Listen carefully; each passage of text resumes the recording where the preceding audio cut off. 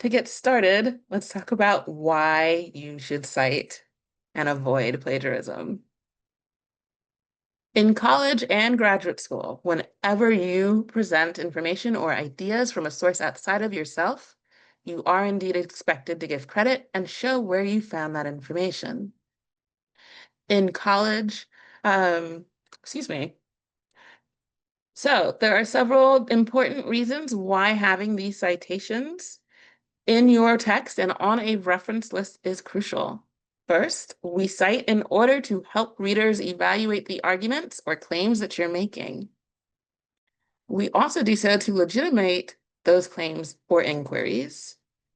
And we cite in order to provide directions on where our readers can find that same information themselves if they want to look for it. Most importantly, though, we cite to leave a trail and give credit where credit is due. This is best practices, and it is crucial when you're entering into an academic or scholarly conversation. If you fail to cite your sources or you cite them incorrectly, you might be charged with plagiarism, and that's a serious academic offense. The CUNY policy on academic integrity defines plagiarism as, quote, the act of presenting another's ideas, research, or writing as your own. You can find more information about CUNY's academic integrity policy at the link here. And Kate, are we putting those in the chat right now? Thank you so much. Yes, we are. I so appreciate you. But there is the chat as well on the screen. If you fail to cite your sources or you cite them incorrectly, oh, I'm sorry. So one question then is, what counts as plagiarism?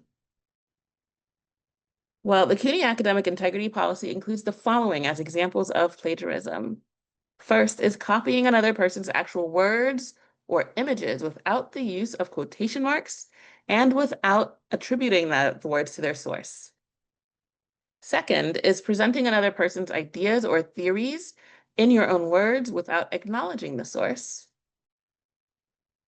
And third is internet plagiarism, which includes submitting downloaded term papers or parts of term papers, paraphrasing, or copying information from the internet without citing the source, as well as cutting or pasting from various sources without proper attribution.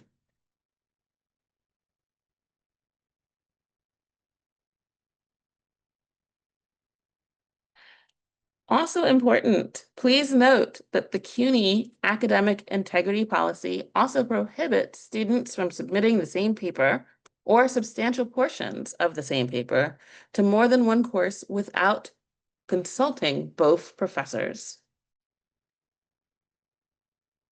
So you can find the full policy on our CUNY SPS website using the link that's on the screen.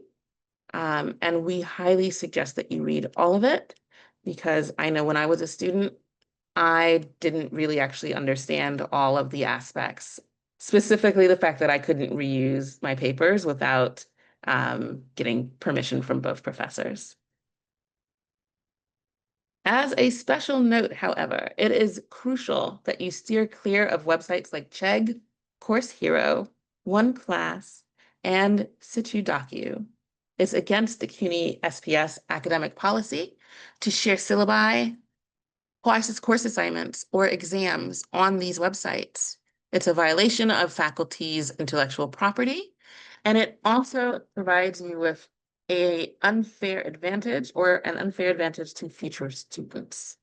Additionally, it's against the academic policy to download previously posted content from these websites, so please do avoid them.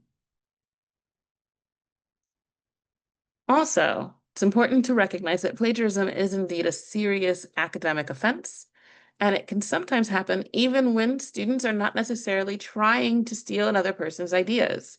So let's take this moment to make sure that you understand how not to plagiarize. And in particular, this can be done by citing properly.